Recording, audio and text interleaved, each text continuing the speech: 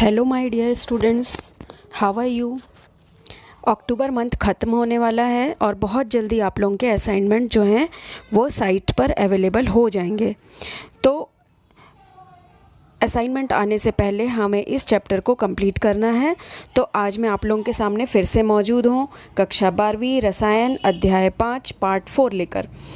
पृष्ठ रसायन का यह अंतिम वीडियो है। इसके पहले के 3 वीडियो इसी चैनल पर अपलोडेड हैं, आप उसे आसानी से देख सकते हैं। यह इस अध्याय का अंतिम भाग है और फिर यह चैप्टर कंप्लीट हो जाएगा। पिछले भाग में हम लोगों ने कोलाइड के बारे में पढ़ा था, उसके प्रकार पढ़े थे। अब इस बार हमें क्या पढ़ना है, चलिए हम देख लेते हैं आज की क्लास में क्या क्या पढ़ने वाले हैं। कोलाइड विलयनों का शुद्धिकरण की विधियां पढ़ेंगे, कोलाइड विलयनों के गुण पढ़ेंगे, कोलाइड से जुड़े कुछ रोचक तथ्य और अंत में कोलाइड के अनुप्रयोग। तो सबसे पहले हम देख लेते हैं कोलाइड विलयनों का शुद्धिकरण। तो जैसा कि आप जानते हैं कि कोलाइड विलयन जब बनाया जाता है तो उसमें बहुत प्रकार की अशुद्धियां होती हैं, क्योंकि उसमें कुछ अतिरिक्त मात्रा में विद्युत अपघट्य और कुछ अन्य घुली हुई अशुद्धियां भी मौजूद रहती हैं। तो विद्युत अपघट्य की आंशिक मात्रा कोलाइड विलयन के स्थायित्व के लिए ज़रूरी होती है, परंतु यदि इसकी अधिक मात्रा रहे तो वह कोलाइड विलयनों को नष्ट कर देगी, यानी कि स्कंदित कर देगी। तो इन विलेय अशुद्धियों की सांद्रता को हमें आक्षेपित सीमा तक कम करना होता है। तो हम क्या करते हैं, अशुद्धियों को आवश्यक सीमा तक कम करने के लिए कोलाइड विलयनों का हम शुद्धिकरण करते हैं और इसमें कई प्रकार की विधियां अपनाते हैं। जैसे पहली विधि है अपोहन, दूसरी है विद्युत अपोहन और तीसरी विधि है अति सूक्ष्म निस्यंद। ठीक है, तो अपोहन हम सबसे पहले देख लेते हैं। अपोहन, जिसे इंग्लिश में डायलिसिस के नाम से जाना जाता है, जैसा कि आप यहाँ पे चित्र में देख पा रहे हैं, बीकर में जल लिया गया है। ऊपर से आप देख सकते हैं, यहाँ पर आप देखिए, ये यहाँ से जल डाला जा रहा है और यहाँ पर अंदर में ये कोलाइड विलयन है जिसमें अशुद्धियों के कण भी मौजूद हैं। ठीक है, ये यहाँ पर एक चर्म पत्र लिया गया है और चर्म पत्र में कोलाइडी कणों को रखा गया है, मतलब कोलाइडी विलयन को इस चर्म पत्र के अंदर भरा गया है। तो जितने भी अशुद्धियाँ इस चर्म पत्र से होकर बाहर आ जाएंगी। ठीक है, और हम क्या करेंगे, यहाँ से जल के लिए एक इनलेट बना हुआ है अंदर जाने के लिए और एक आउटलेट बना हुआ है बाहर आने के लिए। तो इस प्रकार आप यहाँ पर देख सकते हैं कि यहाँ पर हम बड़ी आसानी से अपोहन के द्वारा कोलाइड विलयनों का शुद्धिकरण कर सकते हैं। असल में होता ये है यहाँ पर कि जो अशुद्धियों के कण होते हैं ये आकार में बहुत छोटे होते हैं। तो कोई भी चर्म पत्र यानी कि जंतु झिल्ली, पार्चमेंट मेम्ब्रेन या फिर सेलोफेन के शीट, इन सब में से ये अशुद्धि के कण निकल जाते हैं, परंतु कोलाइड कण आकार में बड़े होने के कारण इससे आर पार नहीं जा पाते। इसी सिद्धांत का प्रयोग करके हम अपोहन के द्वारा इसका शोधन करते हैं। डायलिसिस शब्द का इस्तेमाल आप लोगों ने हॉस्पिटल्स में भी सुना होगा, जहाँ पर किडनी जिनकी फेलवर हो जाती है, काम करना बंद कर देती है, तो ब्लड में से डायलिसिस प्रोसेस के द्वारा जो हानिकारक पदार्थ हैं उन्हें अलग किया जाता है। इसके बाद हम नेक्स्ट मेथड देखते हैं, विद्युत अपोहन। तो साधारण अपोहन जो होता है ये बहुत स्लो चलता है। यदि अशुद्ध कोलाइड विलयन के में विलेय पदार्थ केवल विद्युत अपघट्य हों तो हम क्या कर सकते हैं, इसमें विद्युत क्षेत्र अप्लाई करके रिएक्शन को बहुत फास्ट कर सकते हैं, फिर इसे विद्युत अपोहन का नाम दे दिया जाता है। यहाँ पे सारा प्रोसीजर सेम रहता है, बस केवल यहाँ पर 2 इलेक्ट्रोड लगा दिए जाते हैं जिसमें एक धनावेशित, यहाँ पर आप चित्र को देख पा रहे हैं, मैंने इसे जूम कर दिया है, आप यहाँ पे देख सकते हैं। एक मिनट, ये देखिए, यहाँ पर ये देखिए, ये 2 इलेक्ट्रोड लगे हुए हैं और जब हम इस पर विद्युत धारा अप्लाई करते हैं, इलेक्ट्रोड में से विद्युत धारा प्रवाहित की जाती है, तो एक धनावेशित इलेक्ट्रोड एक ऋणावेशित इलेक्ट्रोड होता है। तो ये क्या करता है, विद्युत अपघट्य जो है कोलाइड में जो अशुद्धि के रूप में मौजूद हैं वो अपने विपरीत आवेश वाले इलेक्ट्रोड की ओर गति करने लगते हैं और बड़ी तेज़ी से अपोहन की प्रक्रिया जो है वो पूर्ण हो जाती है। फिर नेक्स्ट मेथड है अति सूक्ष्म निस्यंद, जिसे हम अल्ट्रा फिल्ट्रेशन के नाम से जानते हैं। ये सामान्य छानने की प्रक्रिया है, परंतु सामान्य फिल्टर पेपर में से होकर कोलाइड के कण जो हैं वो आर पार चले जाते हैं, क्योंकि सामान्य फ़िल्टर पेपर के छिद्रों का आकार बड़ा होता है। तो यहाँ पर हमें विशेष प्रकार का फ़िल्टर पेपर लेना होता है, जिसे हम कोलोडियल फ़िल्टर पेपर के नाम से जानते हैं। यहाँ पर आप देखिए एक चित्र बना हुआ है, जिसमें एक तरफ कोलाइड विलयन लिया गया है और बीच में CF मेम्ब्रेन यानी कि कोलाइडियल फ़िल्टर मेम्ब्रेन से इसको हमने पृथक किया हुआ है। तो ये जो कोलाइडल फ़िल्टर मेम्ब्रेन होती है, इसे हम क्या करते हैं, सामान्य फ़िल्टर पेपर को ही हम कोलोडियल फ़िल्टर पेपर में चेंज कर सकते हैं। इसके लिए हम क्या करते हैं, सामान्य फ़िल्टर पेपर को अल्कोहल और ईथर के मिश्रण में नाइट्रोसेलुलोज का 4% विलयन में डुबो के रख देते हैं और उसको भिगोकर फॉर्मेल्डिहाइड में कठोर बना लेते हैं और लास्ट में उसको सुखा लेते हैं। तो इससे क्या होता है, छिद्रों का आकार बहुत छोटा हो जाता है।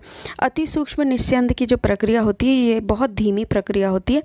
आप इसे बढ़ाने के लिए इस पर एक प्रेशर अप्लाई कर सकते हैं, दबाव अप्लाई करते हैं तो रिएक्शन जो है वो फास्ट हो जाता है।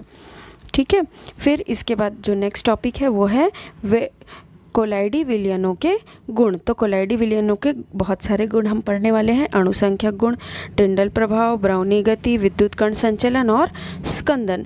तो अणुसंख्यक गुण को पहले हम समझ लेते हैं। कोलाइडी कण जो है वो बड़े पुंज होने के कारण एक कोलाइडी विलयन में वास्तविक विलयन की तुलना में कणों की संख्या कम हो जाती है। इसको आप ऐसे समझिए, अभी मैं आपको टिंडल प्रभाव नहीं बता रही हूँ, अभी मैं आपको अणुसंख्यक गुण बता रही हूँ। अणुसंख्यक गुण का सीधा अर्थ होता है कणों की संख्या से। तो कोलाइड जो हैं वो क्या करते हैं, कई सारे छोटे छोटे कणों के ऐसे गुच्छे बना लेते हैं।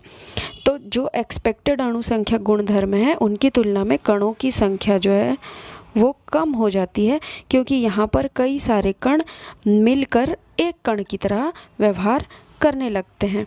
तो समान सांद्रताओं पर अणुसंख्यक जो गुण होते हैं उनके मान जो हैं वो आपको जो एक्सपेक्टेड वैल्यू है, यानी कि जो आप प्रेक्षण में उम्मीद करते हैं उससे आपको कम मिलने लगती है। जैसे परासरण दाब में अवनमन, क्वथनांक में उन्नयन, हिमांक में अवनमन, ये सारे जो गुण हैं वो आपको कम मिलने लगते हैं। फिर नेक्स्ट हम देख लेते हैं टिंडल प्रभाव। टिंडल प्रभाव यहाँ पर आप देखिए एक डायग्राम अपीयर हुआ है। ये एक फॉरेस्ट का व्यू है।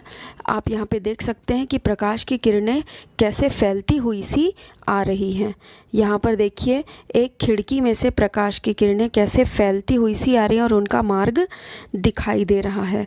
तो टिंडल प्रभाव जो है वो ऐसे ही होता है। यदि हम एक कोलाइड विलयन लें और उस पर यदि हम प्रकाश डालें, यदि हम इस पे लेज़र किरणें डालते हैं तो ये बहुत अच्छे से इसका रिज़ल्ट आपको दिखाई देगा और जो प्रकाश का मार्ग है वो प्रदीप्त हो जाता है।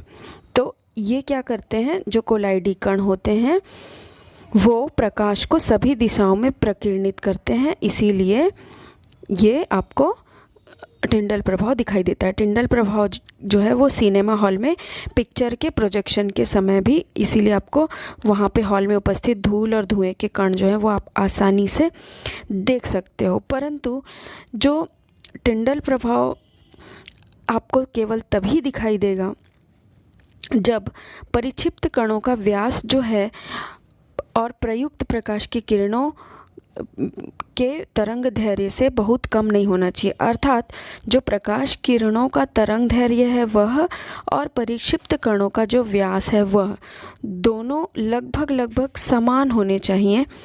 दूसरी चीज़, परिक्षिप्त प्रावस्था और परिक्षेपण माध्यम के अपवर्तनांक में भी बहुत अंतर नहीं होना चाहिए। तो टिंडल प्रभाव का जो उपयोग है वो कोलाइडी और वास्तविक विलयन में विभेद करने के लिए किया जाता है और पृथक पृथक कोलाइडी कण अंधेरी पृष्ठभूमि में चमकदार तारों के समान प्रतीत होते हैं। अति सूक्ष्मदर्शी वास्तविक कोलाइड कणों को प्रदर्शित नहीं करता, बल्कि उनके द्वारा प्रकीर्णित प्रकाश का अवलोकन करता है।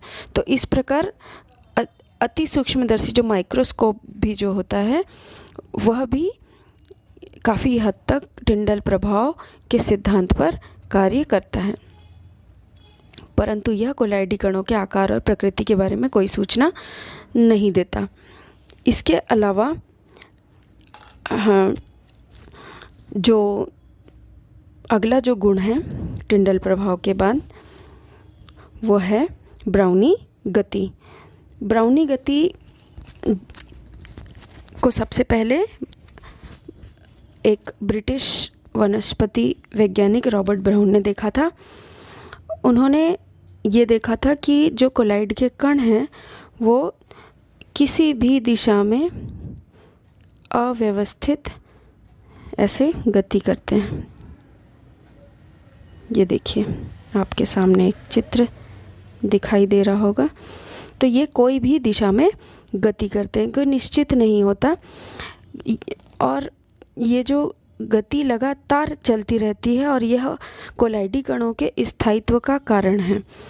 तो कोलाइडी कणों पर आवेश होता है, या तो वो ऋणावेश रहता है या धनावेश रहता है। तो जब ये परस्पर टकराते हैं तो एक दूसरे को प्रतिकर्षित करते रहते हैं, तो इसलिए ये लगातार एक दूसरे से गति करते रहते हैं और एक असंतुलित बल यहाँ पर काम करता रहता है।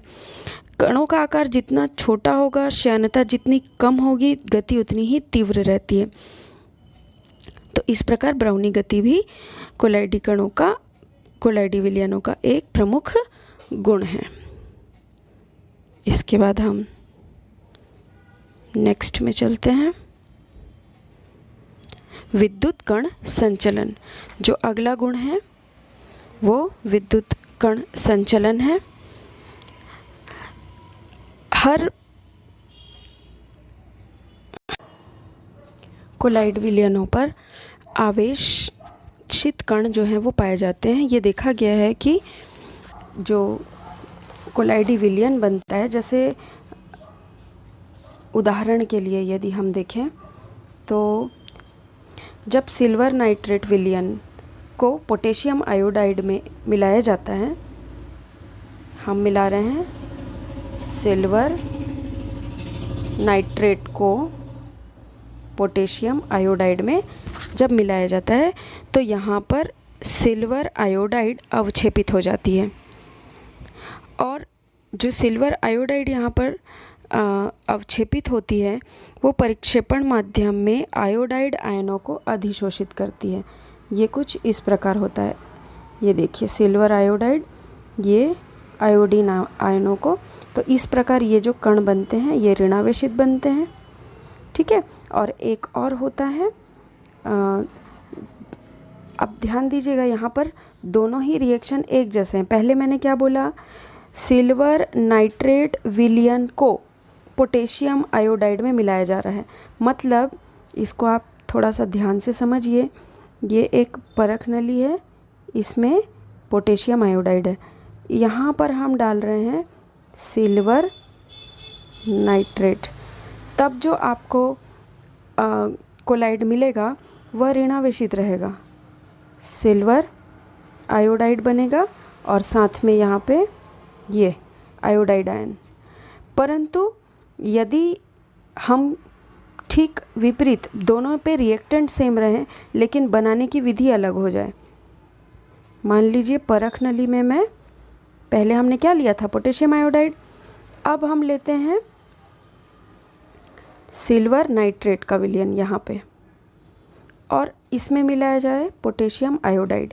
अब आप कहेंगे कि दोनों तो सेम ही हैं, दोनों सेम ही हैं, परंतु जब हम सिल्वर नाइट्रेट में पोटेशियम आयोडाइड मिलाते हैं तो क्योंकि देखिए इस विलयन में सिल्वर आयन है और नाइट्रेट आयन है, और इसके पहले जब हम ले रहे थे उसमें पोटेशियम आया था और आयोडाइड आयन था।